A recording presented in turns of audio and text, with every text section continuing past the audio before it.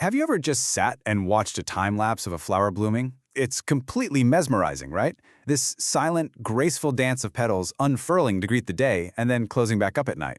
It looks so simple, but behind that gentle movement is a story of some pretty incredible biological engineering. So today, we're going to pull back the curtain on this amazing performance. First things first, we've got to completely change how we think about plants. They aren't just, well, static green decorations. They are dynamic organisms, constantly responding to and even anticipating the world around them. And this daily opening and closing of flowers is one of the most visible, most beautiful examples of their very active lives. And that really brings us to the core mystery here. I mean, we move using muscles that pull on our skeleton. But plants, they don't have muscles or bones. So how in the world do they power this movement? And maybe more importantly, what's the point? Why go to all that trouble? To answer those questions, we need to dive down to the microscopic level. Okay, so the answer to the how question, it all begins with something incredibly simple: water. The whole system is basically a masterpiece of hydraulic engineering happening on a teeny tiny scale. The key scientific term you gotta know is turgor pressure. Now, I know that sounds complicated, but it's really just the force of water pushing out from the inside of a plant cell. It's what keeps plants from looking all floppy and wilted. You know, when a plant has plenty of water, its cells are full and rigid, pushing hard against their cell walls. Probably the best way to picture turgor pressure is to think of it like an inflatable skeleton. The cell walls provide the structure, kind of like the plastic of an inflatable toy, and the water pressure inside provides all the rigidity. So, by precisely controlling this pressure in different cells, a plant can actually create movement.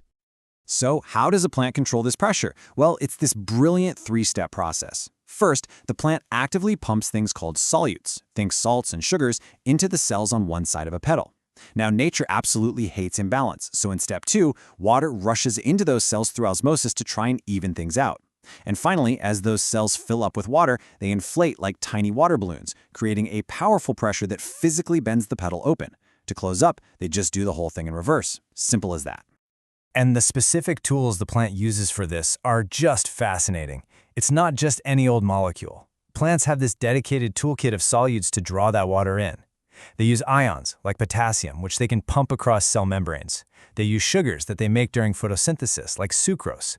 And they even use specific amino acids, like proline, especially when they're under stress. Now, managing all this requires some incredibly sophisticated cellular plumbing. First up, you've got aquaporins. Think of these as specialized, high-speed water channels. They're basically cellular floodgates, precisely controlling how much water rushes into a cell. Then, to coordinate everything between the cells, you have plasmodesmata.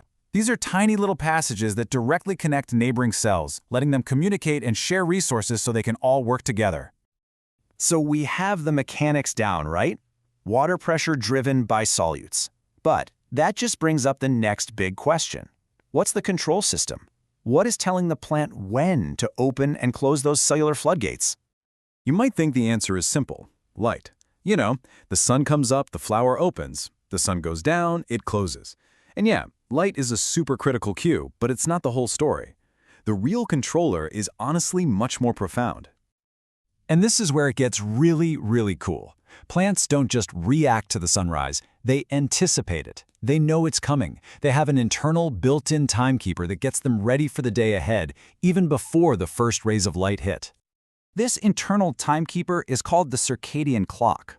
It's a genetic network that pretty much all life on Earth has, from bacteria all the way to us. It creates a rhythm that lasts roughly 24 hours, and it allows the plant to perfectly synchronize its internal biology with the external day-night cycle.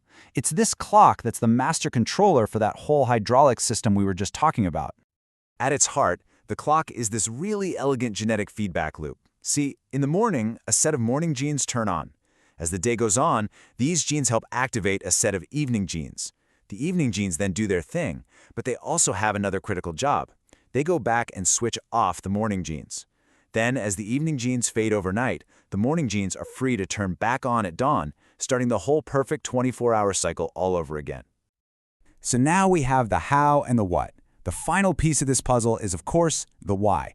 Why did plants evolve this complex and, let's be honest, energy-intensive system of timed movement? Well, the answer lies in an evolutionary master plan for survival and reproduction. And this quote really gets to the heart of it. The main reason for this behavior is a carefully choreographed dance with pollinators. Flowers didn't evolve in a vacuum, they evolved in partnership with the bees, the bats, the moths, and the butterflies that helped them reproduce. And in that dance, timing is absolutely everything.